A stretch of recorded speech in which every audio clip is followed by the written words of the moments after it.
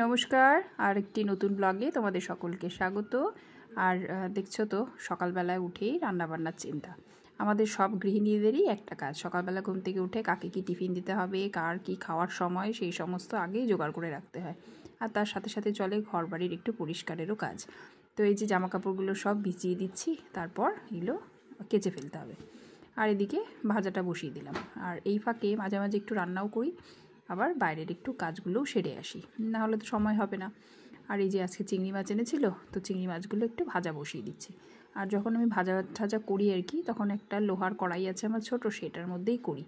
তো এক সাইডে আমি বেগুন ভাজছিলাম বলে আজকে এই কড়াইটার মধ্যেই মাছগুলো ভেজে নিচ্ছি। আর দেখবে লোহার কড়াইতে ভাজাভাজি করলে কিন্তু পড়ে টোড়ে না, খুব ভালো ভাজাও হয়, আর মাজামাজি করতেও সুবিধে।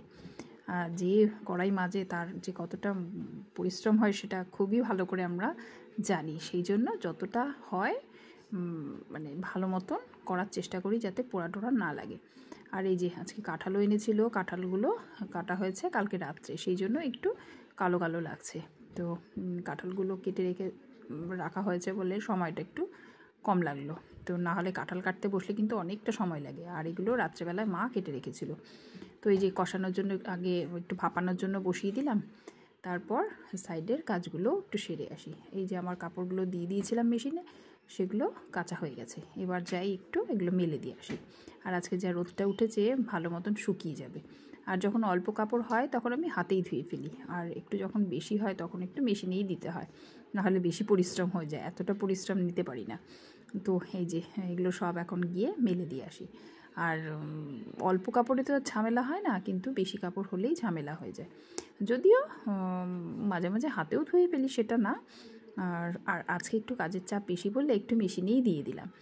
আর পয়লা বৈশাখ, সেই জন্য একটু কাপড় কাচাকাচি বা ঘর পরিষ্কার করার এই কাজ তো থাকেই। আর এদিকে আমার এই কাঁঠালের তরকারিটাও প্রায় হয়েই গেছে, এবার একটু নামিয়ে নেব। আর দুপুরবেলায় খাওয়া দাওয়ার শেষে এই যে একটু বসছি। আর এই যে জামা কাপড়গুলো সব শুকিয়ে গেছে, এগুলো আবার ভরতে হবে আর পেতে দিতে হবে। তো খাওয়া দাওয়ার পরে একটু বসে এখন একটু ফোনটা দেখতে হবে, না হলে আমারও একটু এনার্জির প্রয়োজন। আর এই যে একজন বসে আছে, স্কুল থেকে এসে খাওয়া দাওয়া সেরে এখন বসে বসে মোবাইল দেখছে। মোবাইল হচ্ছে একটা ভিটামিন, সেই ভিটামিন যদি না পায় তাহলে ওদের আর কাজের এনার্জিই থাকে না। এই যে এখন বসে বসে মোবাইল দেখছে, তারপর নাচের ক্লাসে যাবে। তো এই যে কিছু ওই গাঁদা ফুলের চেন আনিয়েছি, দেখো দেখে মনে হচ্ছে না একদম সত্যিকারের, কিন্তু এগুলো প্লাস্টিকের, কিন্তু দেখতে কিন্তু বেশ ভালো লাগছে। তো কয়েকটা এখানে হলুদ রঙের আর অরেঞ্জ কালারের নিয়ে আসলাম। তো একটু ঠাকুর ঘরের জন্য, একটু গুছিয়ে রাখার জন্য বেশ ভালো লাগবে তাহলে। তো এইগুলো এখন রেখে আমিও একটু ফোনটা ঘাটাঘাটি করে নিই।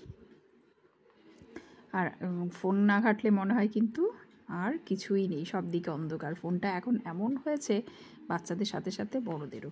এই যে সন্ধ্যাবেলায় সন্ধ্যা টন্ধা দিয়ে এসে আবার এগুলো গুছিয়ে ফেলছি। গুছিয়ে আর এগুলো গুছোনোর পর গিয়ে চা করতে হবে। চাটা করে তারপর একটু বাজারে যাব। বাজারে একটু পয়লা বৈশাখের কেনাকাটা আমরা কিচ্ছু করিনি, আর কিচ্ছু হয়ও নি। তো সেই জন্য ভাবছি আজকে ছেলেমেয়ের জন্য একটু যাব আর কি। তো এই যে সব এগুলো গুছিয়ে নিই। আর দেখো এখানে ভিডিওটা ফাস্ট করা হচ্ছে বলে কত তাড়াতাড়ি কাজ হচ্ছে। এটা যদি আমরা সত্যি সত্যি এরকম করে কাজ করতে পারতাম তাহলে বেশ ভালো হতো, বলো? একটা জাদুর লাঠি পেলে ভালো হতো, একটু ছড়িটা ঘুরিয়ে দিতাম আর সব কাজ হয়ে যেত।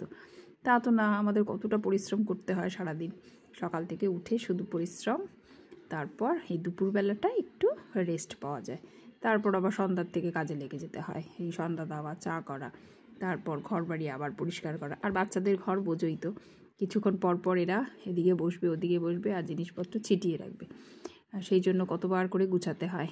আর এই যে গুছিয়ে চলে গেলাম, তাহলে দেখবে আর কিছুক্ষণ পরে এসে আবার এগুলো নষ্ট করে রেখে দেবে। তাহলে কতবার কাজটা, একটা কাজ কতবার করতে হয়।